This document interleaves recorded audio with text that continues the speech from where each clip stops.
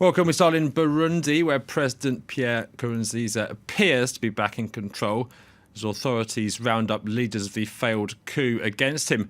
This after a day of heavy fighting on Thursday amid rival army factions. And Nkurunziza is now believed to be on his way to the capital, Bujumbura, for where I'm joined by our correspondent, Duncan Woodside. Hello to you, Duncan. What's the situation on the streets of the capital right now? Well, most of the city is quiet and largely devoid of protesters, with the exception of one or two districts, particularly Musaga and Kinanira. Now, those districts have been seeing the erection or attempted erection of new barricades by would-be protesters, and civil society leaders call upon people to once again take to the streets to protest against President Pierre Nkurunziza's bid for a third term. My French counterparts a couple of hours ago witnessed police firing towards protesters who were trying to set up a new roadblock. The city is also awaiting the return of the president. He apparently went to his countryside stronghold of Ngozi from Tanzania instead of coming straight to Bujumbura, which some might interpret as a slightly strange move in a context, of course, where this coup attempt has taken place. Surely most people would say if there's been a coup attempt, the first thing a president does once that coup attempt has been put down is come back to the capital to display his power.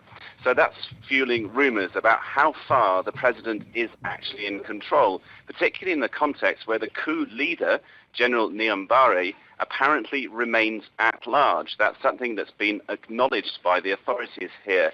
Whilst Niyombare told a newswire early this morning that he was surrounded and that he was going to surrender, it now seems that he's on the run, which begs the question, what did those officers do, the officers who were tasked with arresting him? Did they instead move with him to a secret location?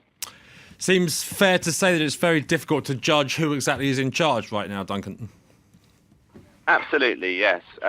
While the authorities insist that the coup has successfully been put down, and while some coup plotters, some leaders of the coup have been arrested, there remain questions about loyalties within the army, particularly in a context, of course, where, as I've just said, the leader of the coup, Major General Niyombare, remains on the run. And in terms of those protesters, of course, it all started when they built up a bit of a head of steam in terms of their protests against the president's bid for a third term. They're not presumably going to give up that easily. Well, it would appear not. That's right. Civil society activists urging people back onto the streets despite the failure of the coup. The civil society activists trying to disassociate the protest movement from the military coup.